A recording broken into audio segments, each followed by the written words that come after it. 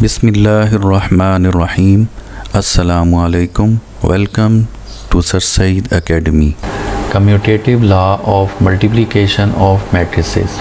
तो commutative law of multiplication of matrices का मतलब है कि अगर हमारे पास दो मैट्रिसेस हों, सपोज़ ए और बी, अगर वो कन्फर्मेबल हों मल्टीप्लिकेशन के लिए, तो अगर हम उन्हें मल्टीप्लाई करें a इंटू बी, तो और फिर हम उन्हें मल्टीप्लाई करें b इंटू ए, तो ज़रूरी नहीं कि वो इक्वल आएँ, यानी इन जनरल ये इक्वल नहीं होते, यानी A B is not equal to B A in general, यानी आम तौर पर ये ए बी ए के इक्वल नहीं होता मैट्रिसेस में, बट इन पर्टिकुलर केस ये इक्वल हो भी सकती हैं, वो भी हम आगे चलकर देखेंगे। लेकिन जो ज़्यादातर केसेस में ऐसा नहीं होता कि ए बी इक्वल हो बी ए के, तो इसलिए हम कहते हैं कि commutative law of multiplication does not hold in matrices, के मैट्रिसेस में कम्यूटेटिव लॉ जो है वो होल्ड नहीं होता। अब हम इसको एग्जांपल्स की मदद से प्रूव करते हैं। तो फ़र्ज़ करते हैं हमारे पास दो मैट्रिसेस हैं, ए इसकी एलिमेंट्स हैं 1 0 2 3, और सेकंड मैट्रिक्स है बी, इसके एलिमेंट्स हैं 5 6 4 7, और दोनों का जो ऑर्डर है 2 क्रॉस 2 है, बी का ऑर्डर भी 2 क्रॉस 2 है, ए का भी ऑर्डर 2 क्रॉस 2 है। तो अब अगर हम ए इंटू बी प्रोडक्ट हासिल करना चाहते हैं, तो हम ये देखेंगे कि जो फर्स्ट मैट्रिक्स है, यानी यहाँ ऊपर वो ए है, तो उसके नंबर ऑफ़ कॉलम्स जो हैं वो सेकंड मैट्रिक्स जो यहाँ पर बी है उसकी नंबर ऑफ़ रोज़ के इक्वल होने चाहिए, जैसा हमने अभी पढ़ा। तो यहाँ हम देख सकते हैं कि ये दोनों इक्वल हैं, यानी ए के नंबर ऑफ़ कॉलम्स बी के नंबर ऑफ़ रोज़ के इक्वल हैं, दोनों की वैल्यू 2 है। तो इसका मतलब है कि ये प्रोडक्ट यानी ए इंटू बी पॉसिबल है, यानी हम इसको मल्टीप्लाई इनको कर सकते हैं। तो अब हम इन्हें मल्टीप्लाई करना शुरू करते हैं। सबसे पहले हम ए की वैल्यू लिखेंगे, फिर बी की वैल्यू, दोनों मैट्रिसेस को हमने इस तरह साइड बाय साइड लिख दिया। अब हम इन्हें मल्टीप्लाई करना शुरू करेंगे। तो मल्टीप्लिकेशन के लिए जैसा पीछे हमने पढ़ा कि फ़र्स्ट मैट्रिक्स की रोज़ को सेकंड मैट्रिक्स के कॉलम्स के साथ मल्टीप्लाई करते हैं, इस तरह के रो का फर्स्ट एलिमेंट कॉलम के फर्स्ट एलिमेंट से मल्टीप्लाई होगा, फिर प्लस, और रो का सेकंड एलिमेंट कॉलम के सेकंड एलिमेंट से मल्टीप्लाई होगा। फर्स्ट एलिमेंट रो का है 1 और कॉलम का फर्स्ट एलिमेंट है 5, तो 1 मल्टीप्लाई होगा 5 से, तो हम लिखेंगे 1 इंटू 5, फिर प्लस, और उसके बाद रो का सेकंड एलिमेंट कॉलम के सेकंड एलिमेंट्स यानी 4 से मल्टीप्लाई होगा, तो हम लिखेंगे 0 इंटू 4। तो ये हमने रिजल्टेंट मैट्रिक्स की फ़र्स्ट वैल्यू मुकम्मल की। अब हम इसी रो को यानी फ़र्स्ट रो को बी के सेकंड कॉलम से मल्टीप्लाई करेंगे, यानी ये जो सेकंड कॉलम है अब इससे हम मल्टीप्लाई करेंगे इसी रो को। तो यहाँ भी रो का जो फर्स्ट एलिमेंट है वो अब सेकंड कॉलम के फर्स्ट एलिमेंट से मल्टीप्लाई होगा, तो ये होगा 1 इंटू 6, 1 6 से मल्टीप्लाई होगा, तो यहाँ हम लिखेंगे 1 इंटू 6। उसके बाद हम प्लस लगाएंगे, तो अब रो का जो सेकंड एलिमेंट है वो सेकंड कॉलम के सेकंड एलिमेंट यानी 7 से मल्टीप्लाई होगा, तो हम लिखेंगे 0 इंटू 7, ये प्लस के बाद 0 इंटू 7 यहाँ हमने ये लिखा।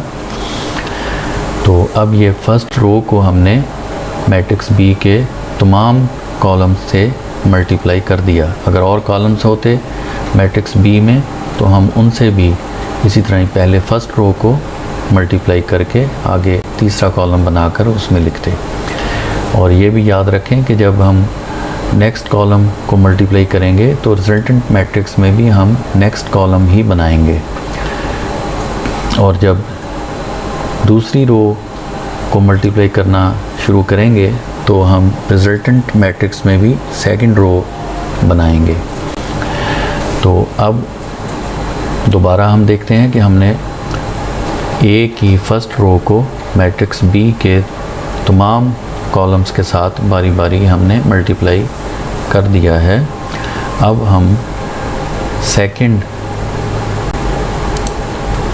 रो को इन कॉलम्स के साथ बारी बारी मल्टीप्लाई करेंगे और रिजल्टेंट जो मैट्रिक्स हम बना रहे हैं उसमें हम सेकंड रो में नंबर्स को मल्टीप्लाई करके लिखेंगे। जैसे अब सेकंड रो का जो फर्स्ट एलिमेंट है 2, इसे हम इस फर्स्ट कॉलम के फर्स्ट एलिमेंट 5 से मल्टीप्लाई करेंगे, और रो का जो सेकंड एलिमेंट है 3, इसे इस कॉलम यानी फर्स्ट कॉलम के सेकंड एलिमेंट से मल्टीप्लाई करेंगे। तो ये होगा 3 × 4। तो यहाँ हम देखते हैं 2 मल्टीप्लाई होगा 5 से और 3 मल्टीप्लाई होगा 4 से। तो हमारे पास ये आंसर आएगा 2 × 5 + 3 × 4। तो ये हमने सेकंड रो को फर्स्ट कॉलम से मल्टीप्लाई कर दिया। अब हमने इसी सेकंड रो को मैट्रिक्स बी के दूसरे कॉलम से मल्टीप्लाई करना है। तो ये भी सेम उसी तरीके से मल्टीप्लाई करेंगे कि रो के फर्स्ट एलिमेंट को कॉलम के फर्स्ट एलिमेंट से और रो के सेकंड एलिमेंट को कॉलम के सेकंड एलिमेंट से मल्टीप्लाई करेंगे। तो यहाँ हम देखते हैं 2 × 6 ये हमने लिखा, फिर 3 × 7 और दोनों को प्लस कर देंगे।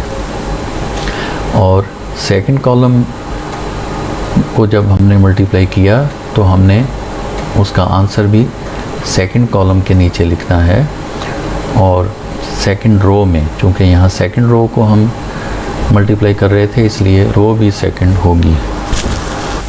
अब इस मैट्रिक्स को हम सॉल्व करते हैं। तो 1 × 5 = 5, 0 × 4 = 0। तो ये 5 + 0 हो गया। अब 1 × 6 = 6 प्लस 0 × 7 0। तो ये 6 + 0 हो गया। और ये 2 × 5 = 10 प्लस 3 × 4 12, 10 + 12। और 2 × 6 = 12 प्लस 3 × 7 = 21। तो ये हो गया 12 + 21। अब इसको हम मज़ीद सॉल्व करेंगे। तो ये 5 + 0 = 5 और 6 + 0 = 6 और 10 + 12 = 22 और 12 + 21 = 33। तो ये फाइनल प्रोडक्ट हमें हासिल हुआ है a × b का। तो इस मैट्रिक्स को हम कोई नाम दे देते हैं, सपोज़ हम इसे नंबर 1 कह देते हैं। अब हम b × a फाइंड आउट करते हैं, और इसके लिए हम पहले ऊपर देखते हैं कि क्या ये प्रोडक्ट पॉसिबल है। तो अब चूँकि हमने मालूम करना है b × a, तो हम पहले b के नंबर ऑफ कॉलम्स देखेंगे जो कि यहाँ 2 है, और मैट्रिक्स A जो कि अब यहाँ बाद में है b × a में, तो मैट्रिक्स A की नंबर ऑफ़ रोज़ देखेंगे जो कि यहाँ 2 ही हैं। तो अब B के नंबर ऑफ़ कॉलम्स देखे जाएंगे, और मैट्रिक्स A जो कि यहाँ पर अब दूसरी जगह पर है BA में, उसकी नंबर ऑफ़ रोज़। तो ये दोनों बराबर होनी चाहिए। जो कि यहाँ पर बराबर हैं। इसका मतलब है यहाँ B into A product possible है। तो अब हम B into A find out करते हैं। तो B इंटू A के लिए हम पहले इनकी वैल्यूज़ लिखेंगे। पहले मैट्रिक्स B की वैल्यू हमने लिखी और फिर मैट्रिक्स A की वैल्यू। अब इन दोनों मैट्रिक्स को हम उसी तरीके से मल्टीप्लाई करेंगे जैसा हमने ऊपर देखा। तो पहले अब जो मैट्रिक्स है वो B है, तो फर्स्ट मैट्रिक्स की रोज़ को हम सेकंड मैट्रिक्स जो यहाँ पर अब A है उसकी कॉलम्स के साथ मल्टीप्लाई करेंगे यूँ। यानी फर्स्ट मैट्रिक्स की हमेशा रोज़ लेनी होती हैं और सेकंड मैट्रिक्स की हमेशा कॉलम्स आपस में मल्टीप्लाई होंगे। ये आपने याद रखना है। तो रो और कॉलम्स की मल्टीप्लिकेशन हम इस तरह करेंगे कि फ़र्स्ट एलिमेंट जो रो का है वो कॉलम के फर्स्ट एलिमेंट से मल्टीप्लाई होगा, फिर दरमियान में हम प्लस लगाएंगे। सेकंड एलिमेंट रो का कॉलम के सेकंड एलिमेंट से मल्टीप्लाई होगा। यूँ हम प्रोडक्ट मैट्रिक्स के एलिमेंट्स लिखेंगे। तो इस केस में हम देखते हैं 5 इंटू 1 होगा, फिर प्लस और 6 इंटू 2। तो 5 इंटू 1 प्लस 6 इंटू 2। ये हमने फर्स्ट रो को, जो कि B की फ़र्स्ट रो है, अब उसको A के फर्स्ट कॉलम से मल्टीप्लाई कर दिया। अब हम मैट्रिक्स B की इसी फर्स्ट रो को मैट्रिक्स A के सेकंड कॉलम से मल्टीप्लाई करेंगे, जो कि ये है 0, 3 जिसके एलिमेंट्स हैं। तो रो का फर्स्ट एलिमेंट कॉलम के फर्स्ट एलिमेंट से मल्टीप्लाई होगा और रो का सेकंड एलिमेंट कॉलम के सेकंड एलिमेंट से मल्टीप्लाई होगा और दरमियान में प्लस आएगा। तो 5 मल्टीप्लाई होगा 0 से, 5 इंटू 0, ये हमने लिखा 5 इंटू 0, फिर प्लस, फिर सेकंड एलिमेंट है 6, तो ये मल्टीप्लाई होगा 3 से, जो कि कॉलम का सेकंड एलिमेंट है। तो हम लिखेंगे 6 इंटू 3, ये 6 इंटू 3। ये रिजल्टेंट जो मैट्रिक्स बन रही है उसका ये सेकंड एलिमेंट हमने लिखा है फर्स्ट रो का। तो रो चूँकि यहाँ फर्स्ट है तो यहाँ भी हम फर्स्ट रो में लिखेंगे, और कॉलम चूँकि यहाँ सेकंड था तो हमने दरमियान में स्पेस छोड़कर नया कॉलम में ये एलिमेंट लिखा है। तो अब हमने देखा कि मैट्रिक्स B की फ़र्स्ट रो को हमने मैट्रिक्स A के तमाम कॉलम्स के साथ बारी बारी मल्टीप्लाई कर दिया है। तो अब हम मैट्रिक्स B की सेकंड रो लेंगे और अब इसे हम मैट्रिक्स A के कॉलम्स के साथ उसी तरह बारी बारी मल्टीप्लाई करेंगे। लेकिन ये याद रहे कि अब चूँकि हम मैट्रिक्स B की सेकंड रो को मल्टीप्लाई करेंगे तो रिजल्टेंट मैट्रिक्स में हम अब सेकंड रो में एलिमेंट्स को लिखेंगे। तो अब सेकंड रो का जो फर्स्ट एलिमेंट है वो पहले अब फर्स्ट कॉलम से जब मल्टीप्लाई होगा तो कॉलम के फर्स्ट एलिमेंट से मल्टीप्लाई होगा, वो होगा 4 इंटू 1, और इसे हम सेकंड रो में लिखेंगे। ये देखिए सेकंड रो में हमने इसे लिखा 4 इंटू 1। अब सेकंड रो का जो सेकंड एलिमेंट है वो फर्स्ट कॉलम के सेकंड एलिमेंट से मल्टीप्लाई होगा, यानी 7 मल्टीप्लाई होगा 2 से।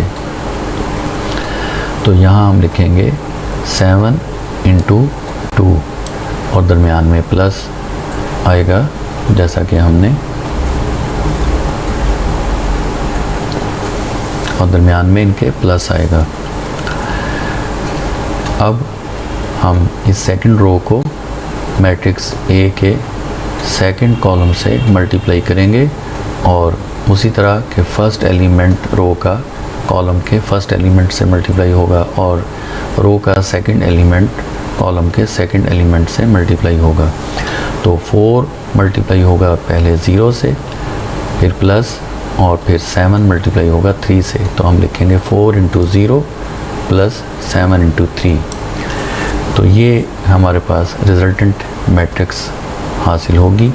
अब हम इसे सिंप्लीफाई करते हैं, तो 5 इंटू 1 5 होगा और 6 इंटू 2 है 12, तो ये होगा 5 प्लस 12। ये हमारे पास इनका रिज़ल्ट आया। अब 5 इंटू 0 0 और 6 इंटू 3 18, तो ये होगा 0 प्लस 18। फिर ये अब सेकंड रो को देखते हैं, इसमें 4 इंटू 1 इज़ इक्वल टू 4 और 7 इंटू 2 इज़ इक्वल टू 14, तो ये होगा 4 प्लस 14। इसी तरह ये जो लास्ट नंबर है 4 इंटू 0 0 हो गया और 7 इंटू 3 इज़ इक्वल टू 21, तो 0 प्लस 21। ये हमने इसको सिंप्लीफाई करके यूँ लिख दिया। अब हम इस मैट्रिक्स को मज़ीद सिंप्लीफाई करेंगे, तो 5 प्लस 12 होगा 17 और 0 प्लस 18 होगा 18 और 4 प्लस 14 होगा 18 और 0 प्लस 21 है 21। तो ये है resultant matrix B into A की। तो इसे भी हम कोई नाम दे देते हैं, सपोज़ इसे हम नंबर 2 कह देते हैं। तो अब यहाँ से हम बड़ी आसानी से देख सकते हैं कि AB का जो रिजल्टेंट मैट्रिक्स है वो नंबर 1 जिसे हमने नाम दिया है, उसके एलिमेंट्स आप देख सकते हैं कि 5, 6, 22 एंड 33 हैं, जबकि जो मैट्रिक्स BA का रिजल्टेंट है उसके एलिमेंट्स 17, 18, 18 एंड 21 हैं, जो कि AB के रिजल्टेंट मैट्रिक्स के एलिमेंट से टोटली डिफरेंट हैं। तो इसलिए हमें यहाँ बिल्कुल क्लियर है कि AB जो है वो BA के इक्वल नहीं है। तो it is clear from the results 1 and 2 that AB is not equal to BA। लेकिन ये हम साथ लिखेंगे कि इन जनरल, इसका मतलब ये है कि इन पर्टिकुलर केस ये बराबर हो भी सकते हैं, लेकिन कोई ख़ास केस होता है उसे भी अब हम आगे डिस्कस करेंगे। लेकिन फ़िलहाल यहाँ आपने ये लिखना है कि इन जनरल यानी आम तौर पर AB BA के इक्वल नहीं होता मैट्रिसेस की मल्टीप्लिकेशन में। इसे हम यूँ भी कह सकते हैं कि commutative law of multiplication does not hold in matrices in general, कि आम तौर पर मैट्रिसेस में commutative law of multiplication hold नहीं होता, जैसा कि हमने यहाँ अभी देखा।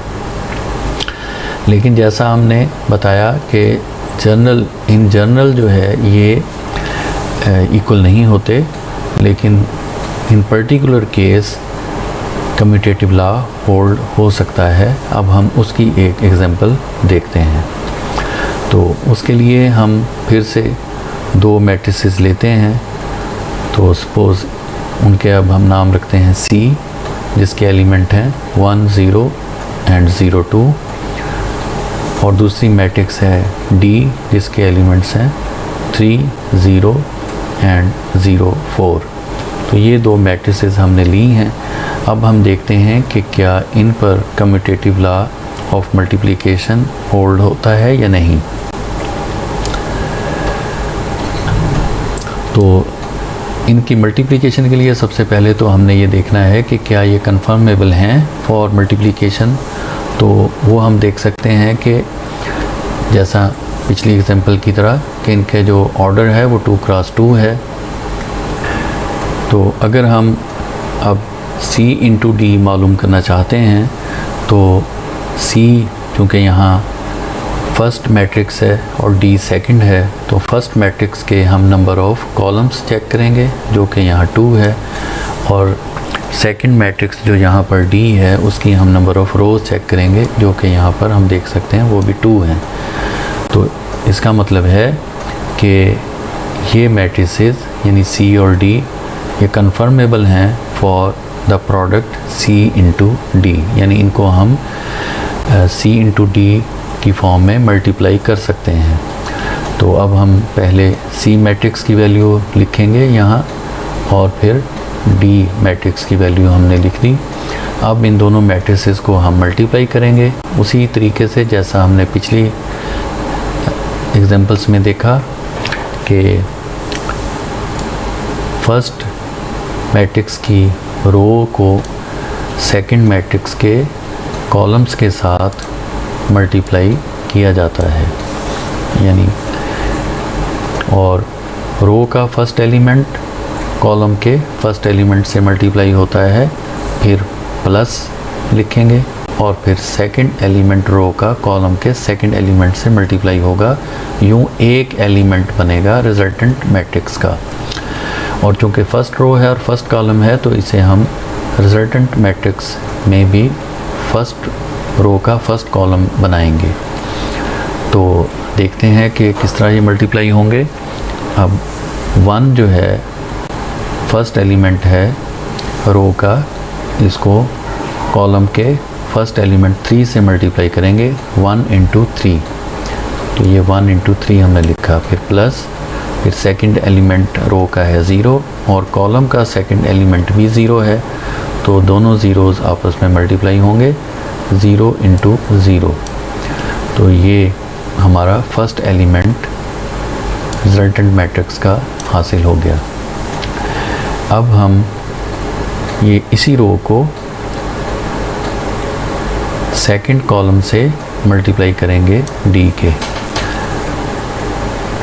तो 1 मल्टीप्लाई होगा 0 से, 1 इंटू 0 और 0 जो सेकंड एलिमेंट है रो का वो मल्टीप्लाई होगा कॉलम के सेकंड एलिमेंट से जो कि है 4। तो 0 इंटू 4 और दरमियान में इनके प्लस होगा। तो यूँ हमने फर्स्ट रो को मैट्रिक्स डी के दोनों कॉलम्स के साथ बारी बारी मल्टीप्लाई कर दिया। अब हम मैट्रिक्स सी की सेकंड रो को मैट्रिक्स डी के कॉलम्स के साथ बारी बारी मल्टीप्लाई करेंगे। तो पहले सेकंड रो का फर्स्ट एलिमेंट 0 जो है ये डी के फर्स्ट एलिमेंट कॉलम का, यानी जो फर्स्ट एलिमेंट है 3 उससे मल्टीप्लाई होगा, तो ये होगा 0 इंटू 3। तो ये हमें हासिल हुआ 0 इंटू 3, फिर प्लस और सेकंड एलिमेंट है रो का 2 और ये कॉलम के सेकंड एलिमेंट 0 से मल्टीप्लाई होगा, तो ये होगा 0 इंटू 2। तो ये हमें सेकंड रो का और फर्स्ट कॉलम का जो फर्स्ट एलिमेंट है वो हमने हासिल कर लिया इनको मल्टीप्लाई करके। अब हम इस सेकंड रो को दूसरी मैट्रिक्स के सेकंड कॉलम से मल्टीप्लाई करेंगे इस तरह कि फर्स्ट एलिमेंट रो का कॉलम के फर्स्ट एलिमेंट से और रो का सेकंड एलिमेंट कॉलम के सेकंड एलिमेंट से मल्टीप्लाई होगा। तो 0 मल्टीप्लाई होगा इस 0 से, तो ये होगा 0 इंटू 0 और फिर प्लस, फिर सेकंड एलिमेंट 2 मल्टीप्लाई होगा कॉलम के सेकंड एलिमेंट 4 से, तो ये होगा 2 इंटू 4। तो ये हमारे पास रिजल्टेंट मैट्रिक्स हासिल हो गई। अब हम इस मैट्रिक्स को सिंप्लीफाई करेंगे, तो ये 3 इंटू 1 3 होगा, 0 इंटू 0 0, तो ये होगा 3 प्लस 0। ऐसे ही अब next element 1 into 0 0 plus 0 into 4 ये भी 0, तो ये होगा 0 प्लस 0। फिर सेकंड रो में आ जाते हैं, तो 0 इंटू 3 ये भी 0 होगा और 2 इंटू 0 ये भी 0, तो इसका आंसर भी 0 प्लस 0 आएगा। फिर लास्ट एलिमेंट है 0 इंटू 0, तो ये 0 हो जाएगा, फिर प्लस 2 इंटू 4 ये हो जाएगा 8, तो ये होगा 0 प्लस 8। तो अब इस मैट्रिक्स को हम मज़ीद अभी सिंप्लीफाई करेंगे। और 0 प्लस 0 0 और 0 प्लस 0 भी 0 और 0 प्लस 8 है 8। तो ये है हमारे पास final result C into D का। तो इसे हम कोई नाम दे देते हैं, सपोज़ इसे हम नंबर 1 कह देते हैं। तो अब हम देखते हैं कि D इंटू C का रिज़ल्टेंट क्या है। तो सबसे पहले तो हम ये देखेंगे कि क्या D इंटू C प्रोडक्ट जो है मैट्रिक्स की ये यहाँ पॉसिबल भी है। उसके लिए हम क्या देखेंगे, उसके लिए हम देखेंगे D के नंबर ऑफ़ कॉलम्स और C की नंबर ऑफ़ रोज़। अगर ये इक्वल हैं तो ये प्रोडक्ट पॉसिबल है, यानी DC फिर पॉसिबल है। तो यहाँ अब हम मैट्रिक्स D के नंबर ऑफ़ कॉलम्स देखेंगे जो कि 2 हैं, और मैट्रिक्स C की नंबर ऑफ़ रोज़ चेक करेंगे तो ये भी 2 हैं। तो इस तरह यहाँ से हम ये बात जान गए कि DC यानी D इंटू C जो प्रोडक्ट है ये भी पॉसिबल है। तो अब हमने D मैट्रिक्स की वैल्यू लिखी, फिर उसके बाद अब हम C मैट्रिक्स की वैल्यू लिखेंगे। तो अब हम इन दोनों मैट्रिसेस को मल्टीप्लाई करेंगे।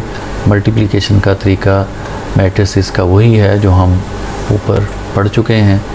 तो अब हम इसे मल्टीप्लाई करते हैं। तो मल्टीप्लाई करने के लिए अब हम जो फर्स्ट मैट्रिक्स है यानी D जिसका नाम है, इसकी नंबर ऑफ़ अब हम रोज़ लेंगे, और जो सेकंड मैट्रिक्स अब यहाँ C है उसके हम नंबर ऑफ़ कॉलम्स को आपस में मल्टीप्लाई करेंगे। तो D की जो फर्स्ट रो है उसका फर्स्ट एलिमेंट है 3, और C का जो फर्स्ट कॉलम है उसका फर्स्ट एलिमेंट है 1। ये आपस में मल्टीप्लाई होंगे तो ये होगा 3 इंटू 1। फिर हम प्लस लिखेंगे और फिर रो का सेकंड एलिमेंट कॉलम के सेकंड एलिमेंट से मल्टीप्लाई होगा, तो 0 इंटू 0, ये 0 इंटू 0। तो यूँ रिज़ल्टेंट जो मैट्रिक्स है DC की उसका फर्स्ट एलिमेंट हमने मुकम्मल कर लिया। अब हम इसी रो को मैट्रिक्स C के सेकंड कॉलम से मल्टीप्लाई करेंगे जिसके एलिमेंट्स हैं 0 और 2। तो रो का फर्स्ट एलिमेंट कॉलम के फर्स्ट एलिमेंट से मल्टीप्लाई होता है। अब यह बात आपको याद हो चुकी होगी। और रो का सेकंड एलिमेंट कॉलम के सेकंड एलिमेंट से मल्टीप्लाई होगा। तो 3 मल्टीप्लाई होगा 0 से, और चूँकि ये अब सेकंड कॉलम को मल्टीप्लाई करना है तो हम रिज़ल्टेंट में भी सेकंड कॉलम बनाएंगे इस वैल्यू को लिखने के लिए।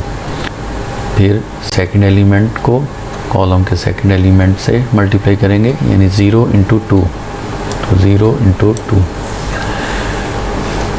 तो 0 इंटू 2 हमने लिख दिया। तो अब फर्स्ट रो को हम मैट्रिक्स C के दोनों कॉलम्स के साथ बारी बारी मल्टीप्लाई कर चुके हैं। अब हम मैट्रिक्स D की सेकंड रो को इन कॉलम्स के साथ बारी बारी मल्टीप्लाई करेंगे। तो अब चूँकि हम सेकंड रो को मल्टीप्लाई करेंगे इन कॉलम्स के साथ, तो रिजल्टेंट मैट्रिक्स में हम अब सेकंड रो के अंदर जो इन नंबर्स का प्रोडक्ट है वो लिखेंगे। तो 0 मल्टीप्लाई होगा 1 से, क्योंकि 0 फर्स्ट एलिमेंट है रो का और ये कॉलम का फर्स्ट एलिमेंट है 1, तो 0 मल्टीप्लाई होगा 1 से, 0 इंटू 1। फिर हम प्लस लिखेंगे और फिर सेकंड एलिमेंट जो 4 है वो कॉलम के सेकंड एलिमेंट 0 से मल्टीप्लाई होगा और ये होगा 4 इंटू 0। तो ये सेकंड रो का फर्स्ट एलिमेंट हमने कंप्लीट कर लिया। अब हम मैट्रिक्स D की सेकंड रो को मैट्रिक्स C के सेकंड कॉलम से मल्टीप्लाई करेंगे। इस तरह के फर्स्ट एलिमेंट रो का कॉलम के फर्स्ट एलिमेंट से, सेकंड एलिमेंट रो का कॉलम के सेकंड एलिमेंट से मल्टीप्लाई होगा। तो ये होगा 0 इंटू 0 प्लस 4 इंटू 2। तो अब हम इस मैट्रिक्स को सिंप्लीफाई करके लिखेंगे। तो 3 × 1 3, 0 × 0 0, तो ये हो गया 3 + 0। अब इस नेक्स्ट एलिमेंट को हम सिंप्लीफाई करेंगे। 3 × 0 0 और 0 × 2 ये भी 0, तो ये 0 + 0 हो गया। अब सेकंड रो में देखते हैं। 0 × 1 0 + 4 × 0 ये भी 0, तो 0 + 0 हो गया। अब लास्ट एलिमेंट है 0 × 0, फिर प्लस 4 × 2 ये हो गया 8, तो ये हुआ 0 + 8। अब हम इस मैट्रिक्स को मज़ीद सिंप्लीफाई करेंगे। तो 0 + 3 3, 0 + 0 0, 0 + 0 यहाँ भी 0 आएगा, और 0 + 8 आएगा 8 आंसर। तो ये DC की रिजल्टेंट मैट्रिक्स हमें हासिल हो गई। अब इसे भी हम कोई नाम दे देते हैं, सपोज़ इसे हम 2 कहते हैं। तो अब हम देखते हैं कि CD का जो रिजल्टेंट मैट्रिक्स है वो DC के रिजल्टेंट मैट्रिक्स के बिल्कुल बराबर है। उनके ऑर्डर भी सेम है और एंट्रीज़ भी बिल्कुल सेम है। तो यही 2 कंडीशंस होती हैं 2 मैट्रिसेस के इक्वल होने के लिए। तो from 1 and 2 it is clear that CD is equal to DC, but this is a particular case। तो हम कह सकते हैं in some particular case commutative law of multiplication holds in matrices, यानी matrices में commutative law of multiplication hold करता है, लेकिन particular cases में यानी ख़ास cases में। आम तौर पर ये लॉ मैट्रिसेस में होल्ड नहीं होता। अब मैं आपको बताता हूँ कि वो पर्टिकुलर केस है क्या, कि कैसे पता चले कि इसमें ये लॉ होल्ड होगा और किस जगह ये होल्ड नहीं होगा। ये जो डायगोनल है, सेकंड डायगोनल, एक तो डायगोनल ये है 1 and 2 का डायगोनल बन रहा है मैट्रिक्स C में, और दूसरा डायगोनल है ये 0 0 का, ये डायगोनल, ये सेकंड डायगोनल होता है। जो फर्स्ट डायगोनल होता है इसे प्रिंसिपल डायगोनल भी कहते हैं, और इसे हमने चेक नहीं करना, सेकंड डायगोनल को देखना है कि अगर सेकंड डायगोनल पर तमाम एंट्रीज़ 0 0 हों इस मैट्रिक्स में भी और दूसरी मैट्रिक्स में भी, जैसा कि यहाँ भी हम देखते हैं कि सेकंड डायगोनल में यहाँ भी सारी एंट्रीज़ 0 0 हैं, तो फिर ऐसी जो मैट्रिसेस होंगी उन पे कम्यूटेटिव लॉ होल्ड होगा। यानी उन्हें अगर हम मल्टीप्लाई करेंगे ऑर्डर बदल कर, यानी तरतीब बदल कर, पहले एक मैट्रिक्स को दूसरी मैट्रिक्स से मल्टीप्लाई करें, फिर दूसरी मैट्रिक्स को पहली मैट्रिक्स से मल्टीप्लाई करें, तो आंसर सेम आएगा। इसी को हम कम्यूटेटिव लॉ ऑफ मल्टीप्लिकेशन कहते हैं। तो फिर ये लॉ होल्ड होता है। तो ये पर्टिकुलर केस है जिसमें ये पर्टिकुलर बात है कि जो सेकंड डायगोनल हो मैट्रिसेस में, उसमें तमाम एंट्रीज़ अगर 0 होंगी तो फिर कम्यूटेटिव लॉ होल्ड होगा। Otherwise commutative law of multiplication in matrices में होल्ड नहीं होगा। जैसा कि हमने पिछली एग्जांपल्स में देखा कि वहाँ पर जो डायगोनल पर एलिमेंट्स थे वो सारे के सारे 0 नहीं थे, इसलिए इनका जो रिज़ल्ट था वो इक्वल नहीं आया। यानी इसमें कम्यूटेटिव लॉ जो है वो होल्ड नहीं किया था। यहाँ हमने देखा कि कम्यूटेटिव लॉ जो है इसमें होल्ड नहीं किया था, जबकि यहाँ पर हमने देखा कि कम्यूटेटिव लॉ जो है वो होल्ड हो गया। But this is a particular case, और वो मैंने आपको बता दिया कि कब होगा, जब सेकंड डायगोनल में तमाम एलिमेंट्स मैट्रिसेस में 0 0 होंगे, तब commutative law of multiplication in matrices hold होगा।